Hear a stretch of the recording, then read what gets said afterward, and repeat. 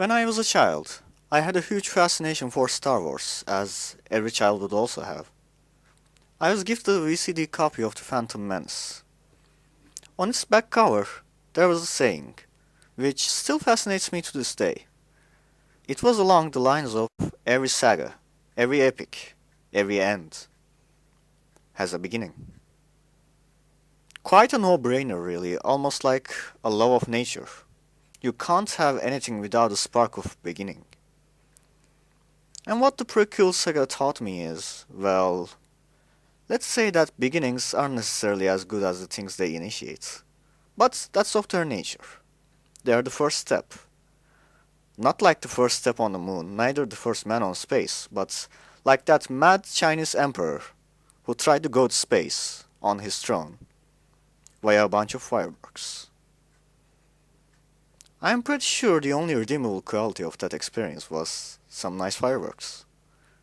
But like I said, what's important is not necessarily what they are, but what they initiate. With this discussion, with this channel, and honestly with this life, I don't know what I'm initiating. And I also know that trying to initiate something is a pain.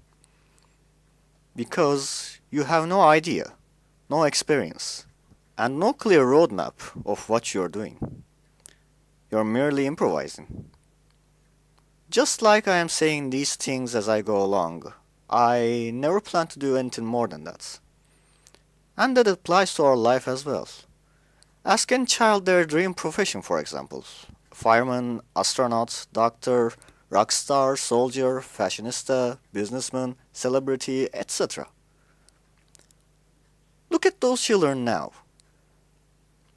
I'm not saying that none obtained their childhood dream. I'm pretty sure at least some did it. I'm merely saying that it was not as a part of a master plan that spans the entire life, even the childhood life of the individual. I'm saying that it was due to pure luck, due to the doctrine of the individual's upbringing, environment, plus a bunch of random factors. We humans, as some say, are not a separate entity from our environment, our circumference, but a product of it. Just like when they say, you are what you eat. Well, you are what you eat. And do, and experience, and laughed, and condemned, liked, favored, dissatisfied, intended. All those factors are shaped by not the individual, but the environment. We are not the consumer, we are the product. And that's not necessarily a good or a bad thing, but merely the situation we found ourselves in. An individual begins when the individual first interacts with the world around them. And let's be honest, in each of our beginnings there's an ugly, sometimes horrifyingly loud crying sound, and a squishy wet creature which looks nothing like the individual they will eventually become. Some could even say this is as ugly a blank slate can get, but it is what it is. A blank slate. An empty page. When you look at it this way, there are quite many similarities between the conception of a baby and the conception of the universe. It was probably not as poetic as "let there be light" phrase makes us believe. Because there was no light at all. And even if there was some light, somehow, there were no eyes to experience such a phenomenon. The universe, just like we once was, as squishy, wet, and loud as it gets. I would even dare to say that it was an especially ugly baby. Yet, look at it now and you'll see countless galaxies, stars, black holes, quasars, planets, in some of which there is even a phenomena called life, which is unlike anything anyone could ever imagine or even experience. I'm not saying that the universe has grown to be beautiful. In fact, there's probably nothing but chaos inside it. But I would say it's grown to be something fascinating, something to be in awe of. And it only took 13.8 billion years, as far as we know. Now, we are no different than the universe itself, except universe had a lot of time on its hands. Sit for 13.8 billion years and you'll definitely become something fascinating, even if you do absolutely nothing else. Us? Well, we have maybe 100 years, and that's if we are lucky enough to die from natural causes. So, we may not get as fascinating as the universe. We don't have the amount of exposure it experienced from its surroundings after all. But maybe, just maybe we can compensate some of it via hard labor, by studying. But, even what we decide to study on or work in is at least to some extent a product of our environment.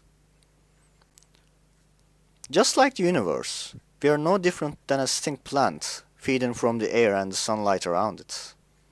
Someday we may bloom to be something fascinating, or we may not. But, in the right conditions, or even in the wrong conditions, we'll eventually grow to be something. And as we grow, things will get more defined, just via the sheer influence of experience. No matter what we do, what we think, or what we force ourselves upon, we will grow to be something. We may not like what it will be, what it will look like, but we will grow, there's no way around it. And that, I believe, is quite a fascinating journey and experience in itself. Discovering what one will become, step by step, experiencing every little detail, every hardship, every happy and sad memory, every piece of what makes you, you, and me, me. There's no denying that there's something magical about the existence itself. We are born, we will grow, and like every saga before and after us, we will end at some point. But our story will carry on too, just like every other story we are carrying on our backs. Countless old civilizations, extinct life forms, and even the turmoil of the young universe is within us. Our beginning is not just an isolated spark, but a collection of dying fires, forming a younger, stronger one. One to become more than the sum of its past and its parts. But will also carry their flag with them, the sign of what it once was and what it become. Beginnings, no matter how truly empty, vague, and clueless they are a fascinating thing to be a part of. Beginnings make life a journey worth experiencing, and eventually worth passing the torch. You may not be always glad you are a part of it. In fact, you never willingly wanted to be a part of it. Yet, here you are, and you will be. Even if you die abruptly, a tiniest piece of your flame will keep burning on at some other fireplace. Definitely until the end of the universe, and maybe even after that too. So, let's make this experience one worth having, and let's try to enjoy the journey which will eventually grow to be something truly, deeply fascinating.